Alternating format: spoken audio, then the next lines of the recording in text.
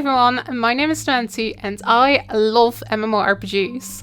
Over the years I have played so many of them, from World of Warcraft to Elder Scrolls Online to Final Fantasy XIV, but there is one specific MMO that I always end up finding myself returning to, and that MMO is Guild Wars 2. Today, I'm going to explain to you why I love Guild Wars 2 so much.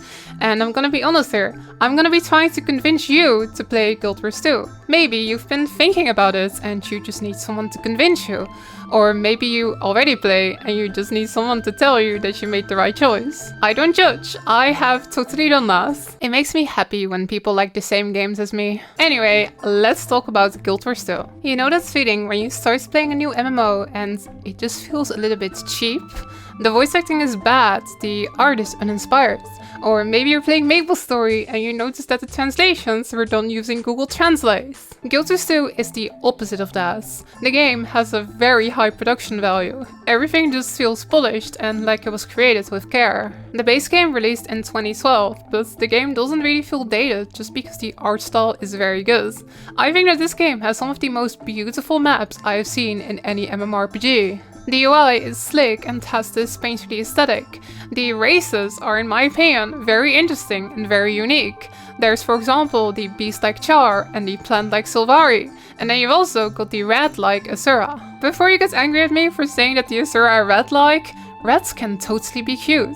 Just look at their animations. The movements and animations in this game just feel good.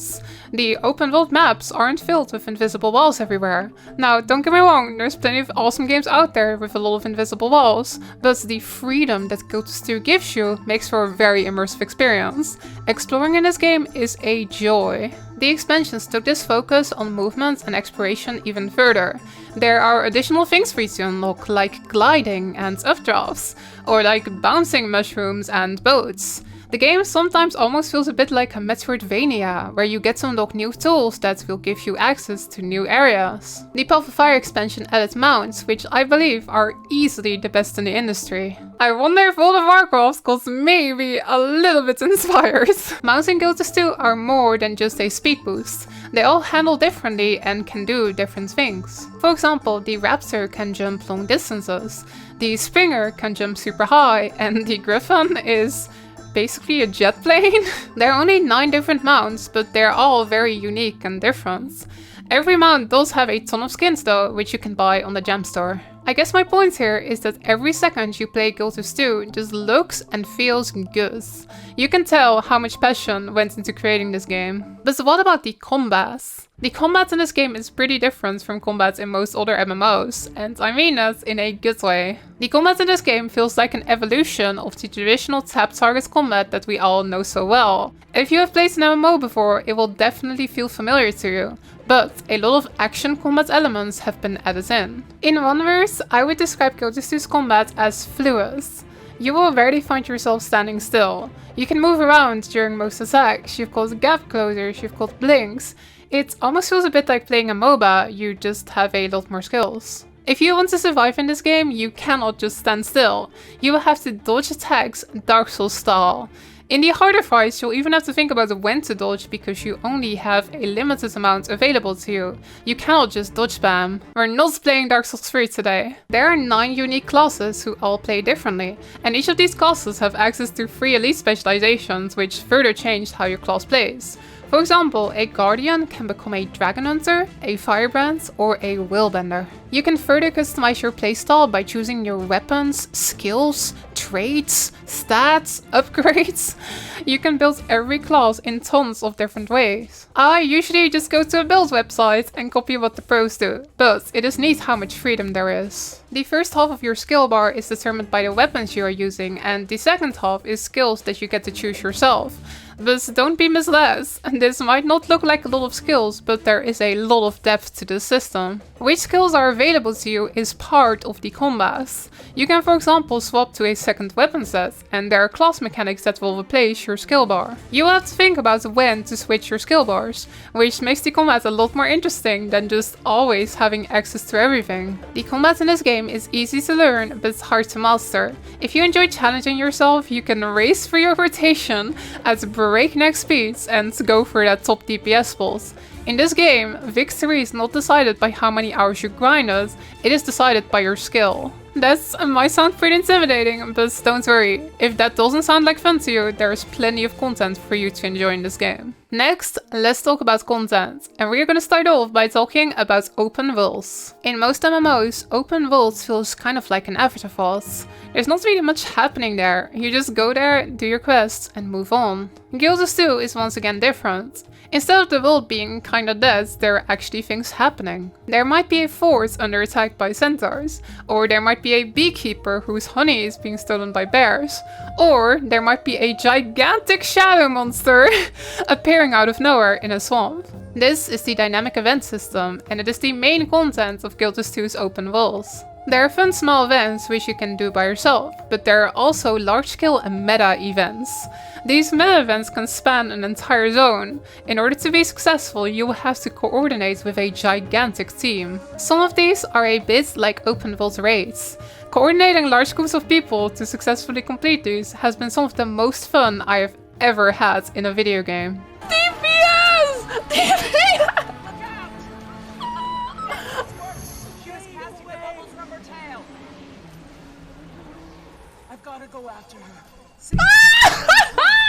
Other MMOs have tried stuff like this, but in my opinion, nothing comes close in terms of skill and variety. But what if you don't care about any of that stuff? What if you are an epic gamer and you care about the endgame? Honestly, the instance content in Guild 2 at launch was a little bit lacking.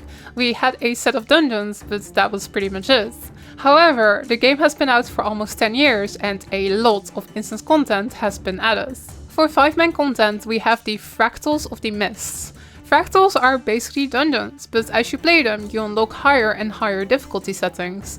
I love fractals because if you're a new player, you can easily get into them, but if you go into the super high tiers, you're in for a real challenge. They are basically like WoW's Mythic Plus, but before WoW did it. Guild 2 also features a set of 10-man raids. Some of these are a bit easier, but there are also some which are really tough and which are only cleared by a very small part of the community. Nowadays, Guild 2 has shifted away from making more raids.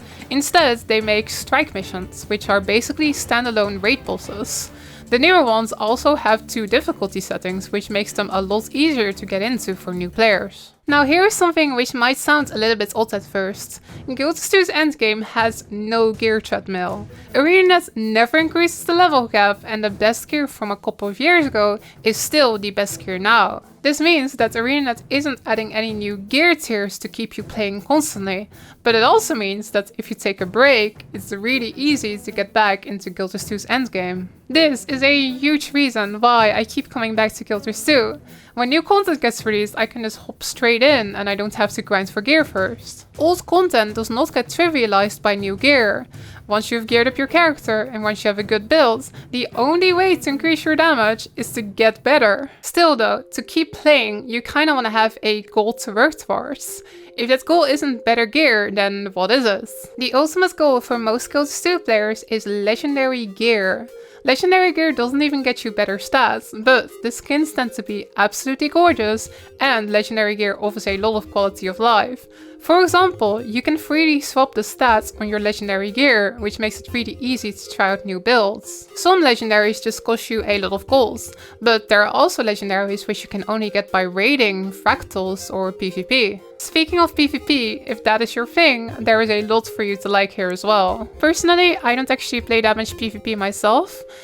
I am just kinda bad at it. But there are 2 main modes for you to enjoy here. First up is World vs World, in which armies of players fight over territory. There are camps, towers and keeps for you to capture, and holding these is the key to victory. You can decide to follow a large blob of players and try to take a keep, or you can decide to roam around by yourself. When I try to do that, I always die. There is also a small scale 5 vs 5 game mode for if you really want to get sweaty. I'm kind of bad at this, but recently I've been getting kind of into it. No, we can do this! We can do this! We can do this! Okay, jump! I won a 1v1! This has never happened in the history of this game. But let's be honest for a second here. We all know that the most important endgame is fashion. In my opinion, Guild Wars 2 has the best transmutation system out of any MMO. Once you soulbound the skin, it gets permanently unlocked in your wardrobe, where you can very easily apply it to your gear. Every piece of armor also has multiple dye slots, and once you unlock a dye on your account, you can use it as much as you want.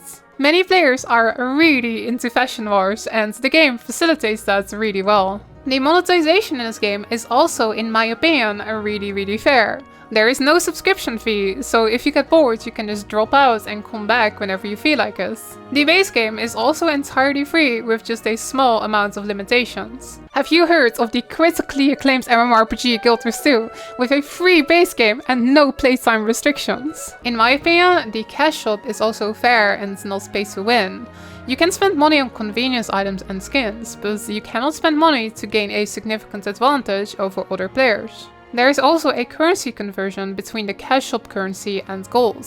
So if there's anything on the cash shop you really want, but you don't want to spend money, you can convert gold to get it. For my final point, let's talk a little bit about the future of this game. Nobody wants to play that game, and I'm very pleased to say that Guild Wars 2 is very much alive. Right now, the game is doing awesome.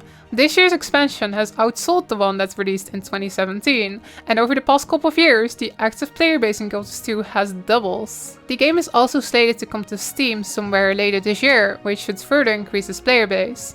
If you are interested in hopping in though, I would not wait for that, I would just hop in now. Finally, even though we got an expansion only 2 months ago, ArenaNet has already confirmed that another expansion is in development. Guild Wars 2 is very much alive and it's going to be around for a long time to come. And that brings us to the end of my video. I hope I managed to convince you to at least give this game a shot. Like I said, the base game is free, so you might as well download it and see if you like it. You can also drop by my Twitch stream over at twitch.tv/Humanity to get a taste of the game. Or maybe you have any questions or you just want to hang out. If you want to see more Guild Wars 2 content, definitely subscribe to the channel. I really like Guild Wars 2, and I hope that today I managed to share some of that excitement with you. I will see you tomorrow on stream.